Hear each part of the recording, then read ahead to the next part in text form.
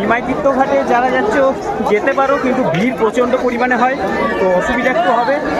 আর এই একই ব্যাপার, আর নিমাই তীর্থঘাটে নেওয়ার জন্য তার একটা যে ওই ঘাটের যে ইতিহাস সেটা পুরোটাই আলাদা। আমরা তো আরও আগের ঘাটে এলাম, তো সবাই কেন নিমাই তীর্থঘাট থেকেই জল নেয়, তার একটা বিশেষ ইতিহাস রয়েছে। সেই ইতিহাসটা হচ্ছে, যখন নিমাই প্রথম তারকেশ্বরে জল ঢালতে যায়, ওই নিমাই তীর্থঘাট থেকেই কিন্তু জল নিয়ে তারকেশ্বর বাবার মন্দিরের উদ্দেশ্যে রওনা দিয়েছিল।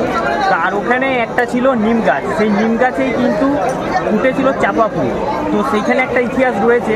আর এছাড়াও মা শারদা যখন কলকাতা যেত, তখন এই নিমাই তীর্থঘাট থেকেই কিন্তু ফেরি করে যেত।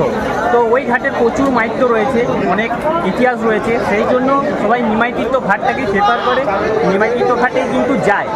তো আজকে যেহেতু অনেক ভিড়, তৃতীয় সোমবার, তো তোমরা আরও অনেক ঘাট রয়েছে, আগের ঘাটগুলোর থেকেও তোমরা জল নিয়ে নিতে পারো। সেই একই গঙ্গার থেকে জল বয়ে চলেছে, তো নিমাই তীর্থঘাটেও তোমরা নিতে পারো, কিন্তু একটু কষ্ট করতে হবে। আর এছাড়াও তোমরা আগের ঘাটগুলোও নিয়ে নিতে পারো, সেই একই হলো, জল নেওয়া গঙ্গার থেকেই নিয়ে তোমরা তারকেশ্বর মন্দিরের উদ্দেশ্যে রওনা।